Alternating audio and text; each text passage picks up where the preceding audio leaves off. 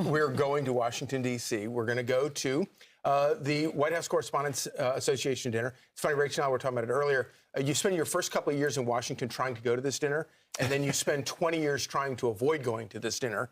But because Donald Trump refused to ever go to this dinner, and he's going, it's going to be a wonderful return to the scene of the crime, where President Trump goes. He gets to roast the media gets to roast him, although they've got this mentalist instead of a comedian.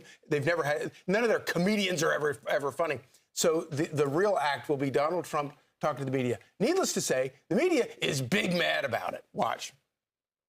I will not go this year. I am not going to go this year because I won't grace him with my presence. Having Donald Trump speak at the White House Correspondents' Dinner where the free press is honored is like having a cannibal host a vegan event. Yeah. Which is why this Saturday I will again not be.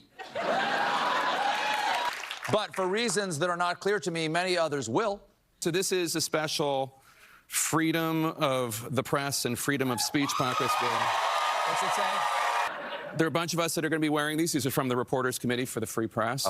President Donald Trump absolutely, positively cannot withstand anyone making fun of him.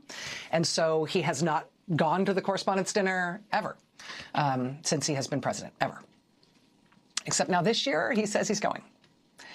And it is, shall we say, awkward that this president will attend an event that is supposed to honor and celebrate the free press in this country. Word. On the issues that matter. This was actually back. Remember when President Obama was there, Donald Trump, citizen, came to that dinner, and part of Obama's joke was that imagine if Donald Trump was in the White House, and they had a big thing that they put up there that showed, a White House done up like a casino, said Trump White House.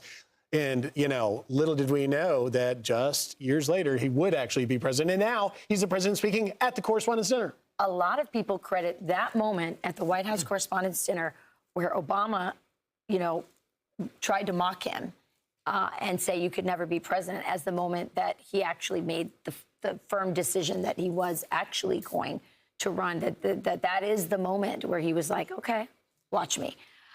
It's ironic, you guys, here you see the press freaking out about President Trump and freedom of speech and freedom of the press.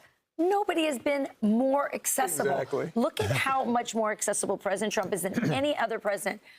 This is from the New York Post headline. It says Trump nears 500. It's just in 1 year. That's more than one a day. 500 press interactions in his second term, blowing past Biden, the data shows.